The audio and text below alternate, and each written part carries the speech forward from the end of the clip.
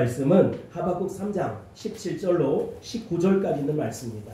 구원의 손길과 소망, 구원의 손길과 소망이라고 하는 제목으로 하나님 말씀 드리길 원합니다. 오늘은 추수감사절 예배로 드립니다. 오늘날 우리가 지키는 추수감사절은 처음에는 감사한 여건 속에서 생긴 것이 아니에요. 사진에 나올 터인데 벤자민 프랭클린의 기록을 살펴보아도 이 추수감사절에 시작된 동기는 대단히 어렵고 힘든 부분에서부터 비롯되었다는 것입니다. 영국에는 상공업을 하는 중산층 계층이 있었습니다. 이들은 국교인 성공회도 아니고 천주교인들도 아닌 이들을 가리켜서 프리탄, 이 청교도라고 하는데 그들은 부유하게 살았지만 신앙 때문에 굉장한 핍박과 어려움을 받아야 했습니다. 예를 들어서 천주교 사람들이 정권을 잡으면 성공회들과 이 청교도들을 쓸어버리고, 반대로 성공회 사람들이 정권을 잡으면 천주교인들과 청교도들이 쓸어버리니까 이래저래 이 청교도들은 살기가 대단히 어렵고 힘들고 신앙생활이 곤란했다는 것입니다. 그래서 청교도들은 모든 기독권을 포기하고 이제 네덜란드로 이민을 떠납니다. 그런데 네덜란드에서는 자유로운 신앙이 보장되어 있지만 이 사람들이 상당한 부를 축적하고 살았기 때문에 농사를 짓고 살아가는 것이 여간 고생스러운 일이 아니었어요. 그래서 그들은 영국의 엘리자베스 여왕 1세가 즉위를 하자 고향으로 돌아오려고 했지만 허락을 받지 못해요. 그래서 1620년 9월 16일 총 102명이 메이플라워라고 하는 배를 타고서 이제 장장 66일 만에 항해 끝에 그해 11월 11일 매사추세츠의 남부 프리모스 항구에 도착하는 것이지요. 미국으로 도착합니다. 그래서 그들 중 절반이 그 가운데 굶주림과 추위와 질병으로 한 50명 이상이 죽어요. 게다가 남아있는 사람들마다 해마다 겹치는 흉년에 의해서 고통을 당하고 어려움을 당하게 됩니다. 도무지 밝은 전망이 전혀 보이질 않아요. 그래서 전국적으로 금식을 선포하고 경건한 이 하나님의 사람들이 하나님 앞에 매달려 기도하기 시작합니다. 하나님, 이 상황을 돌봐 주십시오. 우리를 도와주십시오. 우리를 살려주십시오. 이렇게 금식을 선포하고 기도한 것이 한두 번이 아니었어요. 근데 어느 때인가 또 한 번 대단히 어려움이 불어닥치기 시작했습니다. 그저 그들은 다시 금식 기도를 해야 한다라고 하는 생각으로 의견을 모았어요. 금식 기도를 놓고 의논하는 자리에서 한 농부가 벌떡 일어나서 이렇게 제안합니다. 지금까지 우리는 금식하면서 하나님 도와주십시오 라고 간절히 기도했습니다. 그러나 이제는 달리 생각하기를 소원합니다. 비록 농사가 흉년이 들고 형제 자매들이 병들고 쓰러져 어려움을 겪지만 이 가운데에도 우리에게 감사할 것이 있다고 생각합니다. 여러분, 한번 생각해 보세요. 우리는 유럽에서 신앙의 자유를 잃고 얼마나 쫓겨다녔습니까? 그러나 여기는 신앙의 자유가 있습니다. 식량이 비록 풍족지 않고 여건이 유럽보다 편안하지 않지만 신앙의 자유가 있고 정치적인 자유가 있습니다. 그리고 우리 앞에는 광활한 대지가 열려 있습니다. 이곳을 가시고 금식 대신에 감사 기간을 정하고 하나님 앞에 감사하는 것이 어떻겠습니까? 농부의 그 말에 참석한 사람들 가운데 깊은 감동을 받았어요. 깊은 감화를 주었습니다. 그래서 금식기도 주간을 선포하는 대신에 감사 주간을 선포하고 하나님 앞에 감사한, 이게 바로 추수감사절 주일의 기본 동기라는 것입니다. 그러니까 감사, 그럼에도 감사, 그럴수록 감사, 그것까지도 감사한 것입니다. 지금 하박국 선지자는 예루살렘의 비참한 멸망을 눈앞에 두고 있습니다. 이번 전쟁에서 유다는 바벨론에 이기지 못할 것이고 예루살렘은 완전히 파괴되어서 모든 백성들이 포로로 잡혀갈 그런 신세가 되고 있어요. 그것을 잘 알고 있었어요. 그러나 하박국 선지자는 유다의 멸망을 넘어서 먼 미래 장래를 바라보고 있었다는 것입니다. 하나님은 예전에 이스라엘 백성들이 애굽에서 그 고통을 당할 때 430년 동안 고통과 어려움을 당할 때 구해내기 위해서 10가지 재앙을 일으키시고 홍해를 기적적으로 갈랐던 것처럼 위대한 출애굽의 역사는 지금도 일어날 것이다. 그래서 하박국 선지자는 지금 그 일을 내다보면서 소망 주게 기뻐하고 감사하고 있는 것입니다. 성도 여러분, 우리 그리스도인들은 눈앞에 닥친 어려움과 고통만 보면 안 된다는 것이지요. 왜냐? 그 뒤에 있는 하나님의 엄청난 능력과 모략과 권능을 바라보고 감사할 수 있어야 된다는 것입니다. 기뻐할 수 있어야 된다는 것입니다. 여러분 모두가 다 평생 감사할 수 있게 되길 바랍니다. 여러분의 인생을 감사로 물들일 수 있게 되길 바랍니다. 왜냐? 감사하는 마음은 기적을 만드는 그런 습관이 되기 때문이라는 것입니다. 우리가 첫 번째로 살펴볼 내용은 하나님의 놀라운 구원의 역사입니다. 출애굽은 하나님께서 그 백성들을 구원하기 위해서 베푸신 가장 잘 그 기적적인 역사가 나타난 장면이에요. 그 당시 어떤 세력도 애굽의 바로의 손에서 노예들을 구출해낼 수가 없었다는 것입니다. 왜냐하면 그 당시 바로는 세계에서 가장 강대국의 나라였고 아주 훌륭한 절대적인 군사력을 가지고 있었기 때문이라는 것입니다. 그러나 여러분, 하나님께서는 이보다 훨씬 더 큰 능력을 발휘하셔서 바로를 꼼짝달싹 못하게 묶어놓으시고 그 소나기에서 이스라엘 백성들을 구원해냈다는 것입니다. 오늘 말씀은 이스라엘 백성들이 홍해를 건너는 모습으로 시작되고 있습니다. 7절입니다. 시작. 내가 본즉 구산의 장막이 환난을 당하고 미디안 땅의 휘장이 흔들리는도다. 아멘. 여기서 노란 부분을 해놨는데 문제는 구산이 어디냐라고 하는 것이지요. 많은 성경학자들은 구산은 아직도 애굽 땅일 것이다 라고 이야기하는 사람들이 있고, 아니다, 미디안 광야다 라고 이야기하는 사람이 있어요. 그러나 여러분, 구산이 애굽 땅이든 미디안 광야든 어디든 중요한 것은 하나님께서 이곳에서 이제 이스라엘 백성들을 탈출하게 만들었다는 것입니다. 그러니 430년 동안 정살이 노예살이 하던 그들이 이제 탈출을 했다. 이 충격적인 순간이었어요. 이 소식은 모든 민족들에게 전하기 시작했습니다. 하박국 선지자는 홍해가 갈라지는 상황을 8절에서 좀 더 자세하게 디테일하게 설명을 하고 있습니다. 8절입니다. 시작. 여호와여 주께서 말을 타시고 구원의 병거를 모시오니 강들을 분이 여기심이니까 강들을 노여하심이니까 바다를 향하여 성내심이니까. 아멘. 하박국 선지자는 홍해가 갈라진 것을 단순한 그 사건, 기적, 미라클로 바라보고 있지 않다는 것입니다.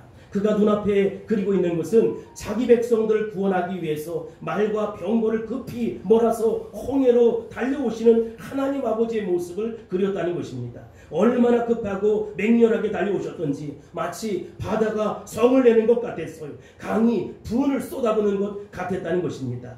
이스라엘 백성들이 홍해를 건널 때 풍랑도 치고 물결도 높았던 것 같아요. 그런데 그들이 그 거친 바다 앞에서 꼼짝달싹 못하고 있었어요. 그런데 갑자기 이 하나님께서 이 바다를 치고 강을 쳐서 이제 두 쪽으로 쫙 갈라버렸다는 것입니다. 그리고 자기를 향해서 달려오시는 하나님 아버지의 모습을 봤다는 것이지요.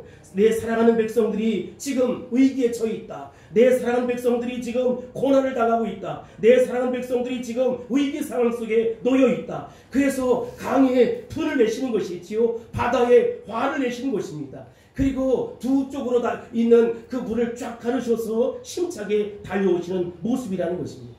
여기 구절을 보세요.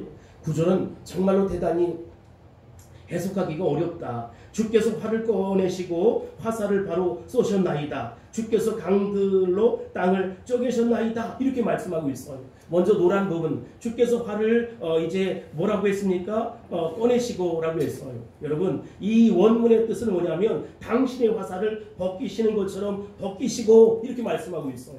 옛날에는 그 다음에 그림에 보면 화살통이 하나 등장할 터인데 화살통을 그냥 저렇게 놓지 않았다는 거예요. 헝겊으로 이렇게 뒤집어 씌워놨다는 것입니다. 그래서 언제든지 쓸 상황이면 헝겊을 벗기고 화살을 이제 정면을 향해서 겨냥해 쏘았다는 것입니다. 그런 것처럼 우리가 총을 쏘거나 수리탄을 던지려면 미리 안전핀을 뽑아 제끼는 것처럼 하나님 아버지께서 화살통에 헝겊을 벗겨 이제 놓으신 거예요. 내가 지금까지는 참고 있었지만 이제부터는 무한대로 너희들 향해서 원수를 향해서 화살을 날리겠다. 인정사정 없이 화살을 날려서 내 백성을 구원해내겠다. 내 백성을 지켜내겠다라고 강력하게 결심한 것입니다.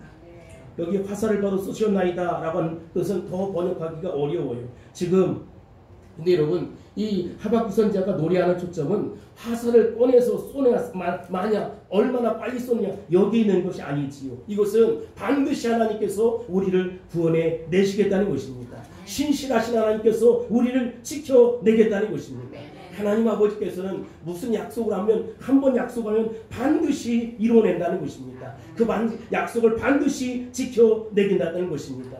우리가 볼 땐 하나님 어느 때까지입니까? 도대체 어느 때까지 나를 이 상태로, 이 형편으로, 이 환경으로 내버려 주렵니까? 라고 하지만 여러분, 때가 되면 화살통에 덮개가 벗겨지고 헝겊을 치고 화살을 빨리 신속하게 쏘는 것처럼 우리 가운데 놀라운 역사가 신속하게 일어나게 된다는 것입니다.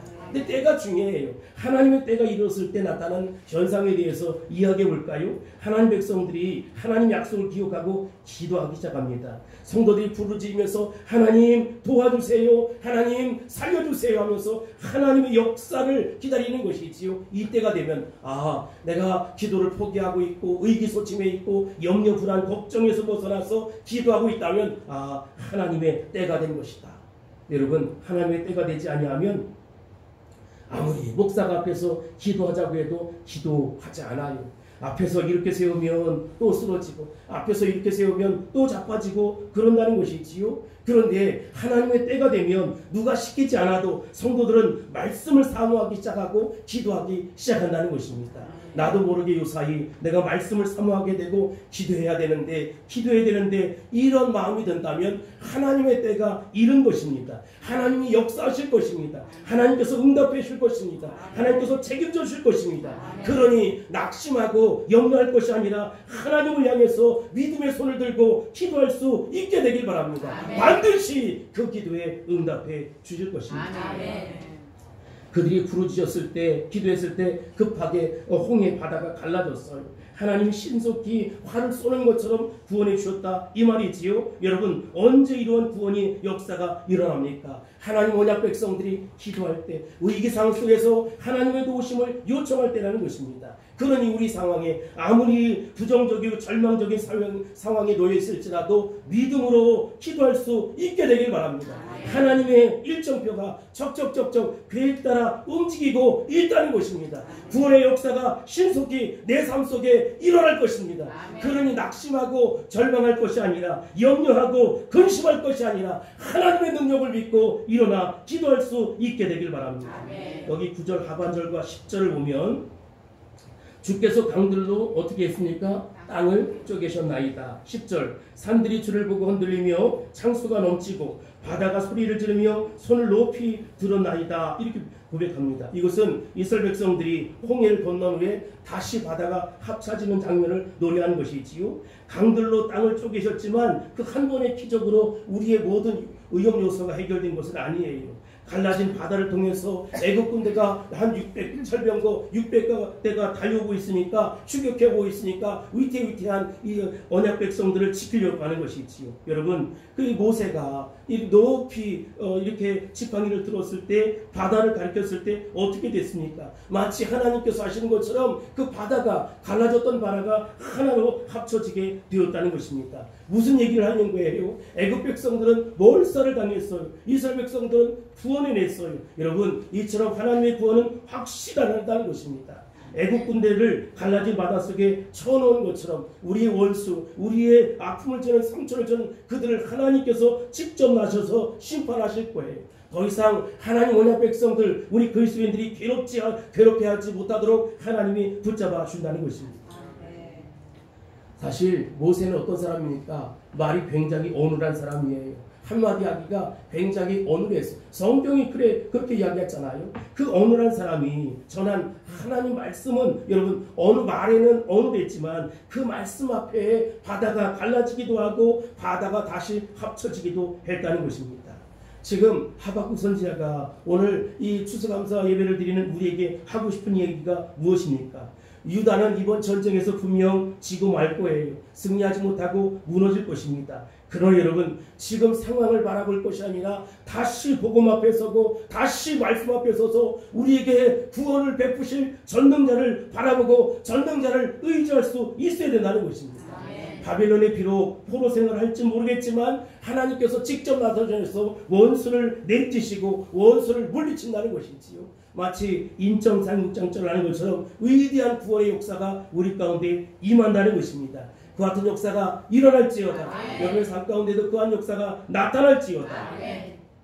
11절은 가나안 땅에 나타났던 하나님의 능력을 묘사합니다. 11절입니다. 우리 다 같이 합독하지요. 시작. 나라는 주의 역사를 믿과 어쩌기는 주의 창의 왕체로 말미암아 해와 달이 그 처소에 멈췄나이다. 아멘. 지금 다음 그림 봐주세요. 이스라엘 백성들이 지금 기브온 이 아얄란 골짜기에 있어요. 그런데 전쟁을 하는데 이 블레셋과 한판에 전쟁을 치르는데 갑자기 어두워지는 거예요. 날이 어두워졌어요. 근데 해가 지면 저들이 다시 살아날 것이고 이 공격의 순간을 놓치면 그들은 죽을 수밖에 없는 것이지요. 위기 상황 속에 놓일 수밖에 없는 것이지요. 그러자 이때 이 아얄란 골짜기에서 여호수아는 부르짖고 기도하기 시작합니다. 마치 하나님이 화살을 꺼내 쏘시는 것처럼 그 화살의 광채에 놀란 태양이 그대로 하늘에 멈추었다는 것입니다. 그래서 지나가던 해가 멈추었고 그 전쟁에서 이스라엘 백성들은 승리할 수 있었다는 것입니다. 도대체 무슨 얘기를 하려고 하는 것일까? 여러분, 이 사건은 참 놀라운 사건이에요. 이스라엘 백성들이 애굽을 떠난 첫 번째 출애굽처럼 그 멋진 사건이 이제 일어난다는 것이지요. 목사님, 그러면 두 번째 출애굽은 도대체 무슨 얘기예요? 여러분, 바벨론에서 탈출하는 것만이 아니라는 것입니다. 이스라엘 백성들뿐만 아니라 우리는 정말 죄로 말미암아 죽을 수밖에 없는 그런 인생들이었다는 것이지요. 그 죄로 말미암아서 정말로 처참한 지옥 고통을 당해야만 하는 그런 백성들이었다는 것입니다. 그런데 하나님의 아들 예수님이 십자가를 걸머친 것이지요. 누구 죄 때문입니까? 내 죄 때문에, 나의 실수, 나의 연약함, 나의 허물 때문에 하나님의 아들 예수님이 십자가에 못 박혀 돌아가시게 되었다는 것입니다. 왜요? 우리에게 대구원의 역사를 일으킨 것이지요. 저기 보이는 아얄란 골짜기에서 태양이 멈추었던 것처럼, 달이 멈추었던 것처럼 하나님 구원의 놀라운 역사가 더 이상 심판도 아니고 원수의 공격도 아니고 하나님 은혜 가운데 우리가 일어나고 승리할 수 있었다는 것입니다. 그 사건을 통해서 사탄은 그 권장에서 쫓겨났고 사람들은 눈에 보이지 않는 홍해를 걷는 것처럼 구원의 놀라운 역사가 우리 가운데 일어났다는 것입니다. 그런데 여러분, 그 사실을 사람들이 알아요? 몰라요? 몰라요. 영적인 것이라 더 몰라요. 눈은 멀쩡히 뜨고 있지만 영적인 소경 깜깜이의 모습이기 때문에 전혀 모른다는 것입니다.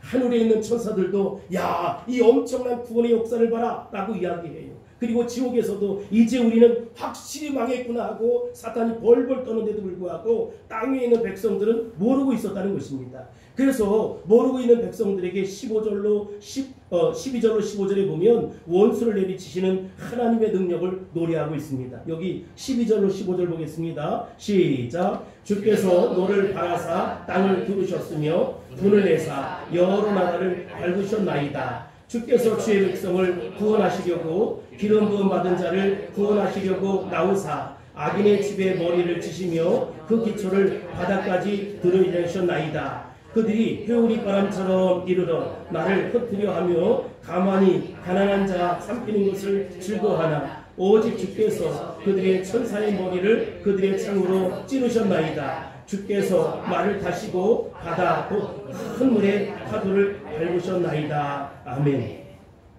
여러분, 13절 하반절에 셀라라고 나오지요. 이걸 읽는 것이 아니고 마지막 부분을 바다까지 들으셨나이다, 드러내셨나이다 하고 높이는 장면이에요. 이 구절들은 하나님 자기 백성들을 억압하고 괴롭히는 악의 세력들, 이 악의 세력들에게 얼마나 진노하시는지를 볼 수가 있어요. 옛날 클린트 이스트우드가 나왔던 서부의 영화 기억하세요? 이제 그림이 나올 통인데 목장의 주인, 오케이 목장의 그 영화예요. 근데 거기 갖고 왔는데 제가 설명하고 싶은 것은 그 앞에 있는 낙인이라는 것입니다.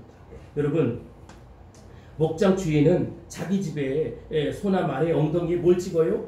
낙인을 찍어요. 그래서 이건 내 것, 내 소, 내 말 이렇게 하는 것이지요. 그처럼 하나님 아버지께서 우리에게 도장을 찍었다는 것입니다. 낙인을 찍는 것처럼 성령의 인침을 허락해 주셨어요. 근데 우리가 그거를 알 수 있습니까? 없습니까? 소의 엉덩이, 말의 엉덩이에는 낙인이 딱 찍혀서 불도장이 찍혀서 보이지만 우리는 성령으로 인쳤기 때문에 보이질 않아요. 내 멋대로, 내 마음대로, 내 뜻대로 살 것 같습니까? 절대로 그렇지 않아요. 하나님 아버지께서 여러분을 구원해 내셨다는 것입니다. 아멘. 하나님 아버지께서 여러분을 하나님의 자녀로, 아들로, 딸로 삼아주셨다는 것입니다. 아멘. 그러니 절대로 빠져나갈 수가 없어요. 하나님이 우리를 얼마나 사랑하는지 아세요? 당신의 아들 예수님을 십자가에 매달아 죽이기까지 그렇게 사랑하신다는 것입니다. 이제 여러분의 생애는 하나님의 위대한 역사가 이루어질 생애라는 것이지요. 하나님이 도와주실 생애, 하나님이 간섭하실 생애, 하나님께서 역사하실 생애라는 것입니다. 그렇다면 원수 마귀는 어떻게 되느냐라고 하는 것이지요. 우리가 뱀을 잡을 때 어디를 쳐요? 꼬리를 치는 거, 중간 부분을 치는 사람이 있습니까? 다음 장면을 보여주세요. 그 다음 장면. 계속 넘겨주세요. 없어요? 여러분, 뱀을 잡을 때는 머리를 탁 치는 거예요. 사단의 정수리를 치는 거예요. 예수님 십자가에 못 박혀 들어가셨을 때 멜 깁슨 감독이 패션 오브 크라이스트라고 하는 영화에 보면 어떻게 되냐면 그 예수님 십자가에 못 박혀 돌아가시다 깔깔대고 막 웃어요. 그리고 악마의 쓴 웃음이 그 장면이 탁 등장해요. 그런데 여러분, 그때 쓴 웃음이 등장하고 난 이후에 하늘에서 눈물이 뚝 떨어지는 거예요. 하나님의 눈물이 뚝 떨어지고 난 이후에 사단은 괴로워 견딜 수가 없어 죽어가는 장면이 등장해요. 무슨 얘기입니까? 여러분, 지금 우리가 고통당하고 사단 세뇌 세력 때문에 결박당하고 어려움을 당하지만 반드시 하나님 아버지께서 그 뱀의 머리를 치는 것처럼 사단의 정수리를 찍어내릴 것이지. 그것이 바로 십자가 사건이라는 것입니다. 그렇다면 우리 하나님의 언약 백성들에게 왜 이렇게 고난을 주실까? 왜 그래요? 겸손하게 만들기 위함이라는 것입니다. 야, 세상이 만만치 않구나. 내 뜻대로 내 심대로 살지 못하는구나. 방자하게 살지 못하도록 하나님 우리에게 겸손을 허락해 주신다는 것입니다. 처음 예수 믿는 사람들은 하나님의 능력을 붙잡았으니까 다 될 것 같지요? 그러나 여러분, 그렇지는 않아요. 1년의 고통의 과정을 겪으면서 내가 세상이 허락하지 않구나, 만만치 않구나 라고 하는 생각을 들고 그 다음에 끝, 이게 아니라 내가 하나님 도우심 없이는 한순간도 살 수가 없구나. 하나님 붙잡아 주시지 아니하면 한순간도 살 수가 없구나 라고 하는 것을 깨닫게 된다는 것입니다. 여러분, 물 떠난 고기는 살 수 있어도 하나님 떠나는 여러분 살 수 없어요. 하나님 안에서 살아낼 수 있게 되길 바랍니다. 아멘. 구원으로 감격할 수 있게 되길 바랍니다. 아멘. 우리가 두 번째 살펴볼 내용은 구원을 기다리는 마음이에요. 예루살렘의 멸망과 그 위에 있을 하나님의 구원을 기다리는 이 하박국 선자의 그 모습을 볼 수가 있어요. 당장 눈앞의 현실은 어려워요. 힘들어요. 그래서 저기 널브러져 앉아서 하나님 어찌하면 좋겠습니까? 불안하고 정말 견딜 수 없는 그런 모습이지요. 16절입니다. 시작. 내가 들었으므로 내 창자가 흔들렸고 그 목소리로 말미암아 내 입술이 떨렸도다. 우리가 우리를 치러 올라오는 환난을 내가 기다림으로 썩이는 것이 내 뼈에 들어왔으며 내 몸은 내 처소에서 떨리는도다. 아멘. 여기 내 창자가 흔들렸고 라고 하는 것은 멸망의 소식이 들려오니까 내장이 다 흔들렸다는 거예요. 다른 사람들은 우리는 절대로 멸망하지 않아. 우리 하나님 백성이야 라고 낙관하지만 하박국 선지자, 믿음의 사람, 기도하는 사람은 온몸에 식은땀이 줄줄 흐르는 거예요. 그래서 하나님 백성이 앞으로 어떻게 될까 라고 하는 것이지요. 그리고 내 입술이 떨렸도다 라고 하는 것은 너무 두려워서 말이 나오지 않는 거예요. 예루살렘의 멸망을 말씀하시는 하나님 목소리를 들은 하박국 선자는 창자가 흔들렸고 입술이 떨려서 아무 말도 할 수 없었다. 그런데 왜 다른 사람들은 이것을 느끼지 못했느냐? 문제의 심각성을 보지 못하는 것입니다. 여러분, 이 사실은 우리가 예수님의 십자가 사건을 통해서도 알 수 있어요. 지금 예수님이 십자가 겟세마네 동산에서 기도하고 계세요. 예수님이 이 겟세마네 동산에서 온 인류의 죄악을 위해서 기도하고 있는 것이지요. 근데 제자들은 마음이 좀 찜찜한데 뭐가 좀 꼬이는 것 같은데 무언가 일이 꼬이고 될 대로 되지 않지만 그래도 괜찮아. 썩 기분은 좋지 않지만 뭐 그럴 수도 있겠지 라고 하는데 여러분, 예수님은 그렇지 않아요. 목숨을 걸고 기도하는 것이지요. 어떻게 기도했습니까? 땀방울이 핏방울이 맺혀 떨어질 때까지 결사적으로 필사적으로 하나님 앞에 기도했다는 것입니다. 왜 그렇습니까? 여러분, 십자가 진다는 것이 그렇게 쉬운 일이 아니에요. 자신이 십자가 져야 하는 것이 예수님도 그 쉽지 않았어요. 근데 여러분 온갖 방해물들이 있다는 것이지요. 나도 십자가 지고 싶지 않은 것입니다. 십자가를 질 수 있는 확률은 0.00001%도 안 되는 것이지요. 그러나 그럼에도 불구하고 내가 엎드려서 기도하지 아니하고 내가 십자가에 매달리지 않냐면 온 인류가 구원을 받을 수 없는 것입니다. 이것을 통해서 우리가 알 수 있는 것이 뭐냐? 믿음을 가진 사람들의 모습은 삶의 현장에서 실제로 나타나야 한다는 것입니다. 하박국 선지자는 그렇게 얘기해요. 내가 창자가 떨렸어요. 얼마나 힘들면 이 정말 뼈에 말이지요. 고름이 차서 썩어져 나갈 정도로 벌벌벌벌 떨고 있는 장면입니다. 역설적인 모습인데 왜 불신앙의 사람들은 그것을 느끼지 못하는데 하박국 선지자만 그것을 느꼈을까? 여러분 이 하박국 선지자가 느꼈기 때문에 이스라엘 백성들이 살 수 있는 것이지요. 근데 제가 20세기 최고의 설교가라고 하는 마틴 로이드 존스 목사님의 책을 보니까 이렇게 설명이 되어 있어요. 예수님이 도대체 왜 십자가를 질 때 금방 그렇게 돌아가실 수밖에 없었을까? 예수님이 십자가 질 때 피만 쏟아졌습니까? 로마 병정들이 창을 옆구리에 찔렀을 때 어떻게 했습니까? 성경에 보면 물과 피가 동시에 나왔다는 것입니다. 왜 그랬을까? 여러분 그러니까 예수님은 두 손에 못이 박히고 발에 못이 박혀서 3개의 못이 박혔는데 그 못이 박혀서 피가 줄줄줄줄 흘렀지만 피가 너무 많이 흘려져서 죽은 것이 아니라는 거예요. 도대체 무엇일까? 그런데 여러분 이 마틴 로이드 존스 목사님이 원래는 이분이 심장 전문이거든요. 근데 그분이 쓴 책을 보니까 아주 어려운데 난해 구절들이 많이 있었는데 느끼는 거 보니까 심장이 파열해 죽은 사람이 피와 물이 동시에 쏟아진다는 거예요. 예수님 십자가에 못 박혀 들어가셨을 때 그 고통, 지옥의 고통을 맞먹는 것 같았다는 것입니다. 성령이 전혀 역사하지 않는 것처럼 사망의 음침한 골짜기에서 예수님조차도 헤맨 것이 아니라 예수님조차도 정말로 힘겹고 어려웠다는 것이지요. 심장이 터질 정도로 내가 저들을 구원해내야 되는데 저들이 구원을 알지 못하고 저들이 천국을 알지 못하고 저들이 천국의 소망을 알지 못하는 그것 때문에 심장이 터져 죽을 정도의 모습이었다는 것입니다. 지금 하박국 선지자는 이런 심정을 이야기하는 거예요. 내 몸은 내 처소에서 떨리는도다. 내 처소를 원어를 찾아보니까 내 아래 부분 이런 뜻이에요. 아래다리가 얼마나 떨렸는지 사시나무 떨듯이 그렇게 떨려 있었다는 것이지요. 하나님께서 왜 하박국 선지자에게 이런 두려움을 주셨을까? 왜 절망의 마음을 주셨을까? 이유가 있어요. 뭐 이렇게 걱정하고 근심하다가 그 죽어가라 이런 것이 아니고 철저하게 하나님만 의지해라. 철저하게 하나님만 따라라. 철저하게 하나님만 바라봐라 라고 하는 것입니다. 내 주어진 삶이 너무 힘들어요. 목사님 원해놓고 이야기하지 못하지만 우리 가족의 문제가 있어요. 내 사업의 문제가 있어요. 그리고 내 자녀들의 문제가 있어요. 내 제 자신의 문제가 있어요. 알아요 여러분. 우리가 그 문제가 모두 다 만만치 않은 문제예요. 실망하지 마시고 하나님의 구원을 기대할 수 있게 되길 바랍니다. 여러분 홍해를 가르신 그분, 당신의 아들 예수님을 십자가에 매달아 죽이기까지 사랑하신 그분께서 우리에게 믿음을 가지라 요구하는 것이지요. 더 이상 사람들에게 희망을 갖지 말고 사람들에게 꿈을 갖지 말고 하나님 앞에 비전을 갖고 희망을 갖고 소망을 갖고 믿음을 갖고 나아가라는 것입니다. 여기 17절로 18절 보겠습니다. 시작. 비록 무화과 나무가 무성하지 못하여 포도나무에 열매가 없으며 감람나무에 소출이 없으며 밭에 먹을 것이 없으며 우리의 양이 없으며 외양간에 소가 없을지라도 나는 여호와로 말미암아 즐거워하며 나의 구원의 하나님으로 말미암아 기뻐하리로다. 아멘. 나무가 몇 그루 등장해요? 3그루. 야, 무화과나무, 포도나무, 감람나무.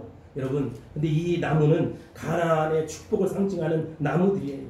이 3나무에 열매가 없다. 이 말은 무슨 말이냐면 가나안 땅에 더 이상 축복이 없다. 모든 축복을 빼앗아버렸다. 지금 유다를 기다리고 있는 것이 무엇입니까? 현실 속에 모든 축복을 다 뺏어간다는 것입니다.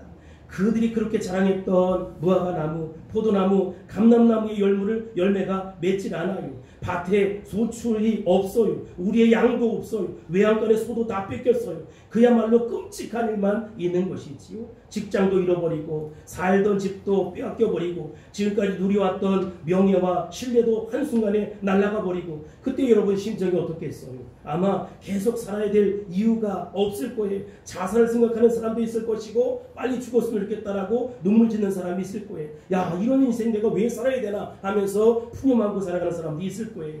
그런데 여러분 하박국 선지는 달랐다는 것입니다. 그런 상황 속에서도 뭐라고 고백하느냐? 나는 여호와로 말미암아 즐거워하며 나의 구원의 하나님으로 말미암아 기뻐하리로다 라고 고백했어요.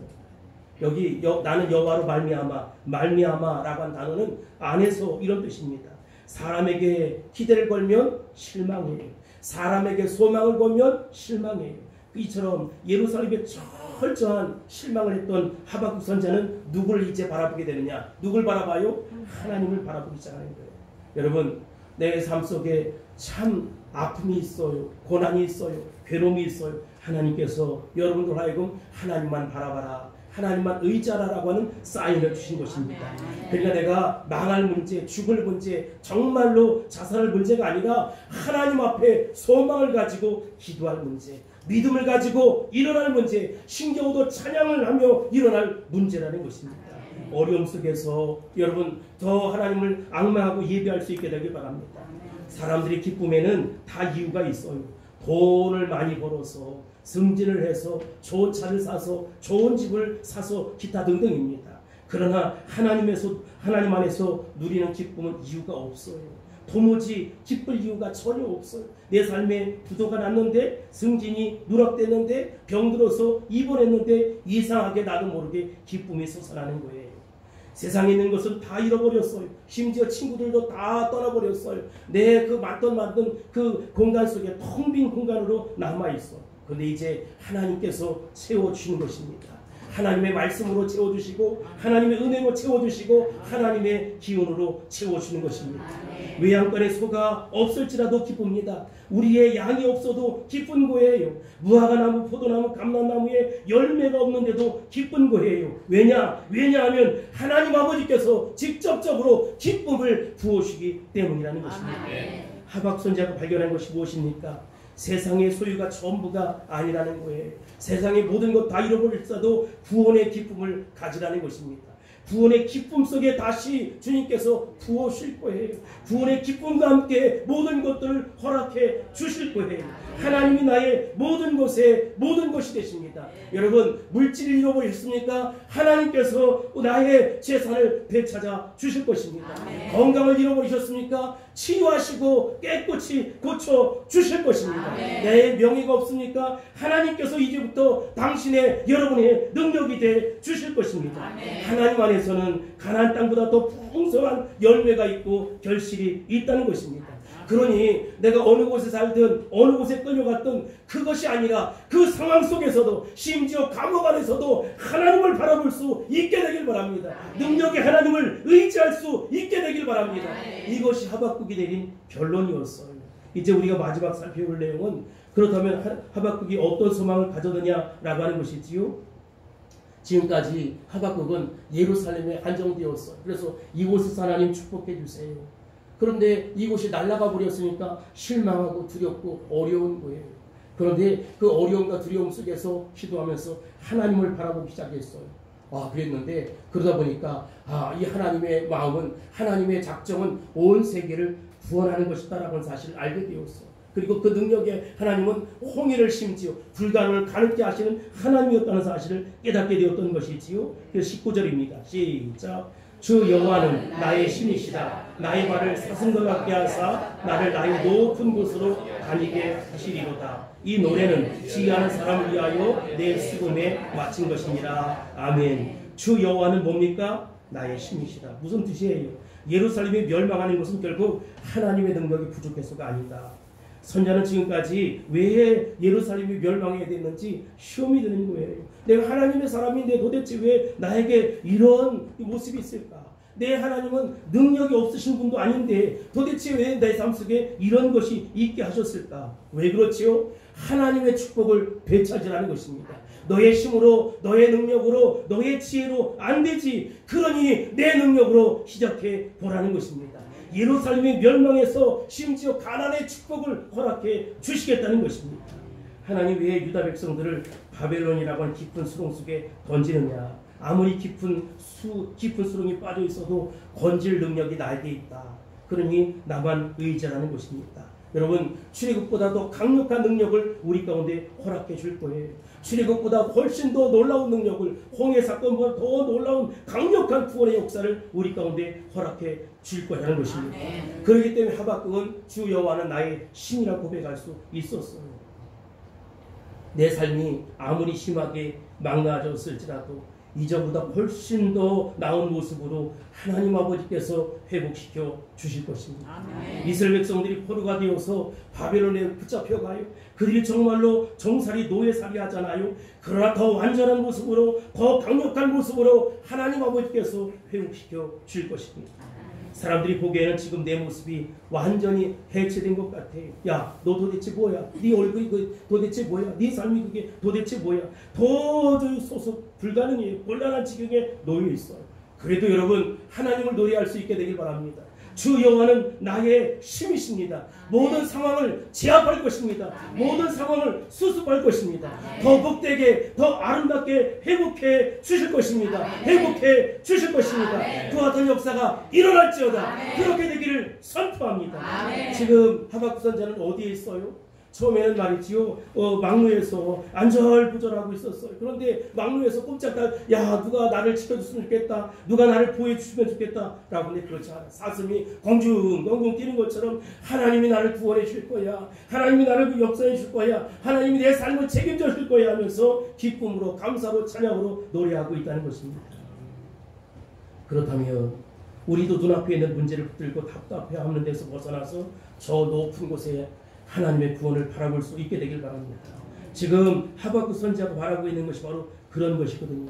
사망 권세를 깨뜨리셨어요. 우리 주님이 우리가 영원히 지옥에 갈 수밖에 없는 그런 의인들인데, 우리가 영원히 지옥을 향해서 달려갈 수밖에 없는 그런 사람들인데, 이 문제를 해결해 주셨다는 것이지요. 영혼의 문제를 해결해 주셨는데, 우리가 지옥 갈 문제를 천국으로 바꿔주셨는데, 이 땅에 있을 문제는 도대체 뭐냐라고 하는 것입니다. 사망 권세를 깨뜨리신 그 주님은 우리를 이기게 하실 것입니다.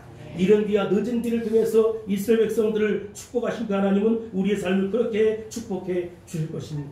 여러분, 오늘 다 잊어버려도 성령의 강력한 능력이 나를 주장하고 있다. 그리고 그 성령의 강력한 기름 부으심 받고 이 어려운 세상, 복잡다다는 세상 하나님 능력을 의지하며 살아가자. 홍해를 가르신 주님은 내 삶의 위기와 어려움을 가를 것이다. 위대한 구원의 역사를 일으켜 주실 것이다. 내 삶에도 그런 역사가 나타날지어다. 내 삶에도 그런 역사가 일어날지어다. 외치고 나갈 수 있게 되길 바랍니다. 평생 감사했으면 좋겠어요. 우리의 삶에 감사로 물들였으면 좋겠어요. 여러분, 감사로 물들이면 그 기적을 산출할 만한 믿음이 내 안에 나타나서 기적의 놀라운 역사가 일어난다는 것입니다. 그 같은 역사가 일어날지어다, 나타날지어다, 드러날지어다. 이제는 우리가 하박국 선지자처럼 하나님의 구원의 소망을 바라보며 나갈 차례입니다. 그렇게 될 수 있게 되기를 주 이름으로 축복합니다. 축원합니다. 할렐루야. 기도하겠습니다.